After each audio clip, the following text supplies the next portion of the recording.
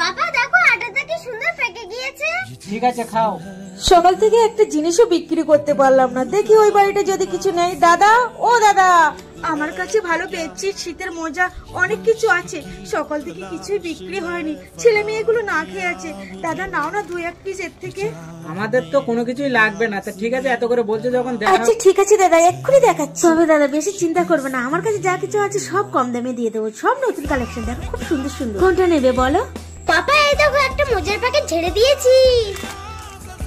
দিদি এই মোজাটা আর এই বেডশিটটা নিন। আচ্ছা ঠিক আছে দাদা, আমাকে মাত্র 200 টাকা দিলেই হবে।